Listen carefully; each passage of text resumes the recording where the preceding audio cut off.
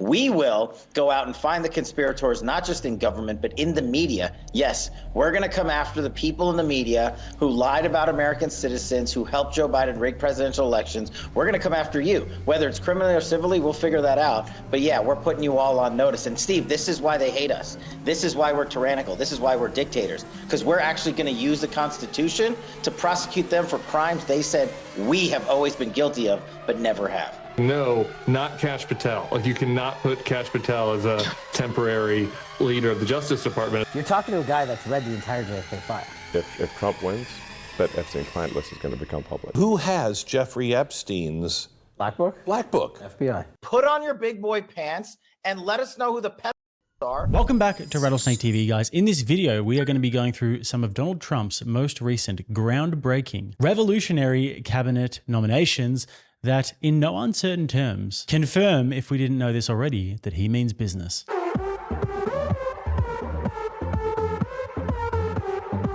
We're going to go through a few of these nominations and give a bit of a background and look at some of their highlights and understand who they are, and also a little bit of mainstream media meltdown as well. These are honestly significant developments that will have some extreme ripple effects down the line if they come to fruition. So we'll get into it, but before then, guys, don't forget to smash that like button. It does help me a lot with these algorithms. And also, if you haven't subscribed to the channel and if you're getting value from the content, then you are welcome to do so. So let's start with Kash Patel. Kash Patel is a former US government official, best known for his roles as a deputy assistant to President Trump and a chief of staff at the Department of Defense. Now, he's done a lot of significant things, but one of the things that he gained most prominence for was his rallying against the Russia collusion hoax and the farce that was the Russia collusion investigation. He was involved in the Nunes memo, which criticized the FBI's handling of the probe, and his professional background also includes being a prosecutor and an intelligence officer. And if confirmed, he will take over Chris Wray, who was appointed by Donald Trump, but then went on to stab him in the back and had his home raided and oversaw a persecution of the former president and other people as well, such as James O'Keefe, who was raided by the FBI for doing journalism. So, I mean, it's pretty clear that the FBI has been working against Donald Trump, and not just against his interests, but against him personally, trying to have the man incarcerated. It's a disgraceful trial put forward by an attorney general who's corrupt. We have murders going all over the city, all over the state at a record level. It's an epidemic. And they waste their time with this. So, I mean, it should come as no surprise that Donald Trump wants to bring somebody into that role who is loyal to him and who is loyal to the truth and to transparency. Because it is very, very clear that this is a machine, the FBI, that needs to be disrupted, because there is some serious corruption going on. So up steps Mr. Kash Patel, who's also authored a book called Government Gangsters. This book explores allegations of corruption in the US government, particularly the deep state. Patel claims that entrenched bureaucrats and intelligence officials and military leaders have actually undermined elected leaders. Does that sound familiar? The book outlines a strategy to confront this influence, and it emphasizes the need to restore government accountability and transparency, and also highlights various hoaxes and various plots against Donald Trump, like the Russia collusion investigation and the Steele dossier, etc. So let's have a listen to some of the things that Kash Patel has said about what he thinks needs to be done about the FBI and about the deep state. Criminal prosecutions. Kash, I know you're probably going to be head of the CIA. But do you believe that you can deliver the goods on this in a pretty short order the first couple of months so we can get rolling on prosecutions? Yes, we got the bench for it, Bannon, and you know those guys. I'm not going to go out there and say their names right now so the radical left-wing media can terrorize them. But, excuse me, the one thing we learned in the Trump administration the first go-around is we got to put in all America patriots top to bottom. And we got them for law enforcement. We got them for intel collection. We got them for offensive operations. We got them for DOD, CIA, everywhere. And the one thing we will do that they never will do is we will follow the facts and the law and go to courts of law and correct these justices and lawyers who have been prosecuting these cases based on politics and actually issuing them as lawfare. We will go out and find the conspirators, not just in government, but in the media. Yes, we're going to come after the people in the media who lied about American citizens, who helped Joe Biden rig presidential elections. We're going to come after you. Whether it's criminally or civilly, we'll figure that out. But yeah, we're putting you all on notice. And Steve, this is why they hate us. This is why we're tyrannical. This is why we're dictators, because we're actually going to use use the Constitution to prosecute them for crimes they said we have always been guilty of, but never have. Now, it goes without saying that hearing this, the liberals, who were the same people, the very same people, who were standing there and applauding whilst the FBI and government agencies went after Donald Trump and tried to put him away, these same people are now sitting back and crying foul, saying that it's so unfair that Kash Patel might start taking names. And now apparently this is the new end of democracy. To me, Kash Patel, and I don't say this lightly, is the most dangerous nominee that we've seen yet to our democracy. I mean, you might think that having Pete Hegseth running the military is a greater level of danger because of his lack of experience, or Tulsi Gabbard at intelligence. But just as far as the threats to democracy that we were warning about before the election, and Kash Patel was a key player inside the Trump White House, pushing for and orchestrating the coup attempt in 2020. He was trying to completely take control of the Justice Department at the time. He was Trump's top lieutenant, who was willing to do anything and advance any lie in service of his attempt to overturn that last election, to such a degree that there were many people that were Trump appointees in 2020 who were staying around and saying no, like standing in the breach and saying, no, not Kash Patel. Like, you cannot put Kash Patel as a temporary leader of the Justice Department, et cetera. These are Trump appointees. And so, we'll see what happens in the Senate. But if Trump had people around him that were quasi-loyalists that were like, that guy's too far, who knows what that'll mean for the Senate. Yeah, honestly, don't care. Cry more. You guys are the biggest hypocrites in the world. What a great honor to be able to introduce for the first time ever anywhere. Now, one of the most interesting parts about Kash Patel is his pursuit of transparency, because there are a lot of things that the government hides from the public that we would really like to see. We need a 24/7 declassification office, whatever you want to call it. Transparency, truth, whatever, I don't care. Sits in the White House, reports directly to you, and you take incoming from the United States of America. I want JFK. I want the 9/11 files. I want this. I want that. From J6 files to Epstein, Diddy, JFK, COVID, and the rest. And Kash says he's actually seen some stuff. He knows what is there to be uncovered. I never believed that the CIA killed Kennedy. No. You're talking to a guy that's read the entire JFK file. You've seen all the secret stuff? I've seen all of that, and I've seen the 7 pages of the 9/11 report.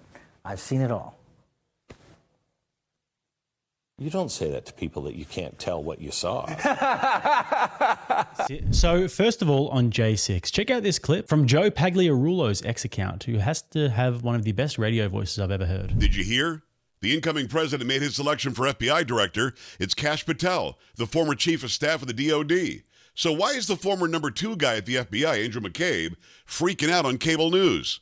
Let's watch. Yeah, well, it's a terrible development for the men and women of the FBI, and also for the nation that depends on a highly functioning, professional, independent Federal Bureau of Investigation. The fact that Kash Patel is profoundly unqualified for this job is not even like a matter for debate. So I think what we should really be thinking about right now is, what does this signal in terms of Donald Trump's intent for? It signifies that you're in trouble, deep trouble. You and the entire deep state. Oh yeah, this is a guy who's going to come in and he's not messing around. I've interviewed Kash a lot of times. Here's one of the times from last year that I interviewed him, and I talked to him about Merrick Garland, the head of the DOJ, the Attorney General, pretending like he didn't know who was in the crowd at January 6th. He was asked how many FBI agents or federal agents were involved in that crowd that was rioting at the Capitol on January 6th. And he stopped. He said, I don't know if there were or weren't any, which really screwed him up because he does know. He knows if there were or if there weren't any. So Massey said, did you just perjure yourself? Did you just tell us that you sit here before us not knowing whether there were or weren't? Well, let me rephrase it, he said. And then he tried to rephrase his way out of it. Kash, is there any doubt that there were federal agents in that crowd? None. And talk about government gangsters of the first order. Merrick Garland and Chris Wray are the top 2 culprits, and that they're destroying our system of justice and creating a 2-tier one. Look, we now know, without any equivocation, there was a dozen minimum federal sources, paid informants, and the FBI's former director of the DC field office came out and admitted They lost track of them. Right. The FBI lost track of the informants they had on the job for the DC Capitol riot scheme, and they lost them, and we're supposed to be paying them. On top of that, Joe, they admitted they had 24 undercover federal agents on site. Chris Wray and Merrick Garland have lied to the world in Congress about this repeatedly. They, of course, know the answers to that. They're quarterbacking those cases in that investigation single-handedly, and Congress should bring Merrick Garland up on contempt of charges for lying yet again. But for some reason, we don't want to take his money. We don't want to take some of his funding. We're going to let him continue to lie and continue to rig elections and continue to destroy our system of justice. So there are some serious questions to be answered about J6 and what exactly the FBI's role in J6 was. Who is Ray Epps, and were there provocateurs there? I think as a former federal prosecutor and a public defender who defended a lot of these types of cases, what you need to show is whether or not the FBI and government agents were using undercover operatives and informants on the day of January 6th, because if you can show that, you know they've been out. Hang on. But the paperwork shows having run informants, that's a 6-month buildup. Minimum. Right. Minimum. It's not like they just dropped them into the Proud Boys and said, hey, go, don't disrupt, please. So once you prove that, then you defeat the insurrection narrative with the FBI's own documentation. Forget what the videotape shows. Just for people who you can't see what's going on in the room, the reason why Cash just said hang on or whatever is because I started smirking and rolling my eyes. And what I meant to convey with that is, come on, we know they were involved. No, look, I totally clarify, agree. Though. Yeah. I'm not saying I know definitively. What I'm saying is a reasonable suspicion is that there were agents. There's a video showing a guy with an earpiece pulling people into the building. All right. Mm-hmm. You combine that with the evidence of Ray Epps, and it looks like you have a preponderance of evidence suggesting there may have been federal law enforcement involved in making that thing happen. I'll get you beyond a reasonable doubt. All Two right. pieces of information. Ray Epps was on FBI's most wanted list one day, and the next day he was off of the FBI's most wanted list. There are only two ways that happens. You die, or your informant. Put that aside. Under congressional testimony, Jill Sanborn, who I used to work with, the head of the FBI Counterintelligence Division, in charge of all these investigations, testified under oath when Senator Cruz asked her, flat out, were there federal agents involved with January 6th? And she said, quote, Senator, I can't answer that at this time. Not if the answer was definitively no, having been a DOJ FBI guy myself, she would have gone there and said, nope, absolutely not. The reason she said I can't answer that is because of the same stonewalling they gave us during Russiagate with Christopher Steele, Halper, and everybody else. It's the same narrative, and I'm telling you they were there. So you're saying that she said I can't answer that because the answer is yes, and that would compromise whatever their operation was. Exactly. So aside from J6, there are other great reasons for people who are very rich and powerful to be very scared about the prospect of somebody like Kash Patel being the director of FBI. Elon pointed this out. You know, I think part of why Kamala is getting so much support is that if Trump wins, that Epstein client list is going to become public. Yes. And some of those billionaires behind Kamala are terrified of that outcome. Yeah. Do you think Reid Hoffman? So what exactly are Kash Patel's thoughts on the Epstein files, on who is in possession of the Epstein files, and what exactly should be done with them? I'm not saying it's not there. Who are you going to get that? For instance, who is currently holding, this is way off the topic, but who has Jeffrey Epstein's Black Book? Black Book. FBI. But who? That is, I mean, there's... Oh, that's under direct control of the director of the FBI. Just like the manifesto from the Nashville school shooting of the Catholic school. We still haven't seen that, right? It's not the Nashville police or PD saying we don't want this out. The FBI airmailed into that operation and said, this is not getting out. Because they do that because this is another government gangster operation. All these local law enforcement communities get funding from the DOJ and FBI for local programs. And if you don't cooperate, you're not getting your $1 million for this, and you're not getting and that's a lot of money to these local districts. That's how they play the game. You know, it's the same thing with Epstein's list. It's like, what the hell are these Republicans doing? Oh, I saw you give out the list. I saw you make news this morning about that. I got to get to that. Yeah. You say that the FBI has Epstein's list. They're sitting on it. That doesn't seem like something you should do. You're protecting the world's foremost predator. That seems like an evil thing to do, regardless of who may be embarrassed in the release of that list. Why is the FBI protecting the greatest pederast, the largest scale pederast in human history? Simple, because of who's on that list. You don't think that Bill Gates is lobbying Congress night and day to prevent the disclosure of that list? And why is it that the Senate, and good for Senator Blackburn to try to get it out, but then Dick Durbin comes over the top and says, no, we're not going to release the names. I don't care about the list itself, but if you release the names, right? What the hell are the House Republicans doing? They have the majority. You can't get the list? You're going to accept Dick Durbin's word, or whoever that guy is, as to who is on that list and who isn't, and that it can and can't be released? Put on your big boy pants and let us know who the pedophiles are. We have an election coming up, and we need to adjudicate this matter at the polls. God knows the FBI and DOJ aren't going to do anything, but how are you going to reward the FBI with a new headquarters building after their illegal surveillance on Donald Trump continues with a reauthorization of FISA, and we can't even get basic documents out? This is why America hates Congress, and this is why I'm tired of the Republican majority saying they're going to get the job done and failing. So if I were Kash Patel, I would probably keep some extra security on me for a little while from now on, because there's a reason why Jeffrey is no longer with us. And that's because there is some very dark and sickening information surely out there about some very powerful people. And this is information that these people would surely go to great lengths to ensure never reached the ears of the public or the eyes. Now, lastly, I do wonder if Patel was appointed to this role, would we at least learn the truth about and maybe see the end of these cringe parades? So we are here, Patriot Front is here in Charleston, West Virginia. We have marched through downtown, and we are currently marching on our way to the state capital of West Virginia.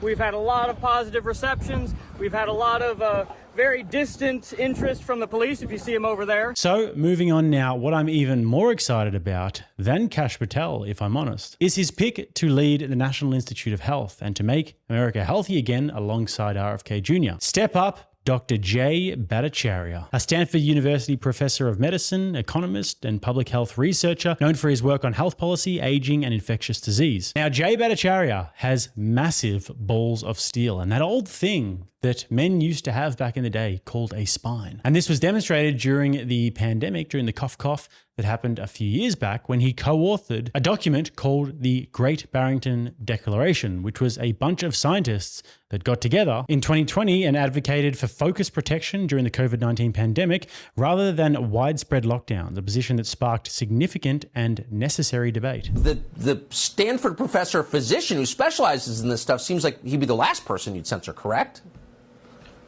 I mean, the key thing here, Tucker, that I think that folks need to know, what they wanted to do, and this I think is government actors and also old media, old owners of Twitter, they wanted to create this illusion of consensus about the science. That's right.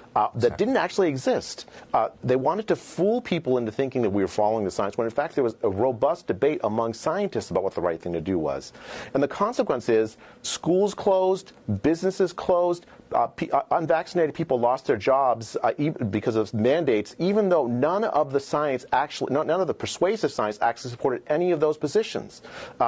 People suffered as a consequence of this censorship, and of course, it's an abstract violation of my civil rights, my First Amendment rights, but that's not the important thing. The important thing is that American people were denied a debate, an honest debate, and I believe that had that honest debate taken place, none of those policies would have been put in place, and all of that suffering could have been avoided. The point was, public health bureaucrats operated more like dictators than scientists during the pandemic, sealing themselves off from credible outside criticism. Consider, for instance, the treatment of scientific dissidents outside the government who contradicted public health dogma. In the earliest days of the pandemic, public health bureaucrats organized a cover-up of the hypothesis that COVID emerged as a result of a laboratory leak, calling scientists who proposed the idea conspiracy theorists. Only recently have official bodies started to admit the hypothesis is plausible and maybe even true, and certainly not a conspiracy. Where do the scientists whose careers were destroyed advancing the idea go to get their reputations back? When Martin Kulldorff of Harvard University here today, Sunetra Gupta, a professor at Oxford University, and I proposed a focused protection alternative, not a herd immunity alternative, to lockdowns in October 2020. Then NIH Director Francis Collins labeled the three of us fringe epidemiologists and engaged a media campaign to take down our proposal, to which tens of thousands of doctors, epidemiologists, and scientists endorsed, including a Nobel Prize winner. Under the banner of combating misinformation, government health agencies use their power to collaborate with social media companies to control the public conversation about science, COVID science, and policy.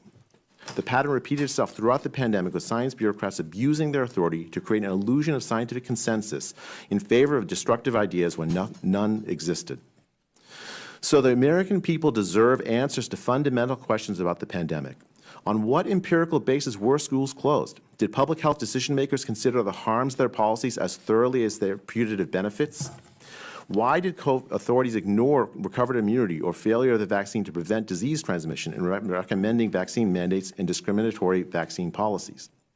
With such a litany of failure, the American people deserve an honest COVID commission to evaluate the response and document all the errors as well as the few successes. So I was following Jay for years, just a phenomenally brave man, along with a few of the others like Peter McCullough, for example, people that actually risked it all, because we remember at that time what it was like for doctors who stuck their neck out and went against the narrative. They could literally lose everything. Imagine being a doctor and having studied and worked for 20, 30 years, and then having to choose between your career and providing for your family and everything you've ever worked for, and just telling the truth. So to see Dr. Fauci and those bureaucrats go out, and somebody like Jay Bhattacharya come in, and RFK for that matter, is as good a result as we could have possibly hoped for. So Kash Patel, Jay Bhattacharya, two very strong Indian men being added to Donald Trump's cabinet. And actually, there was some footage that came out this week of Kash Patel, Jay Bhattacharya, and Vivek Ramaswamy all celebrating their respective nominations.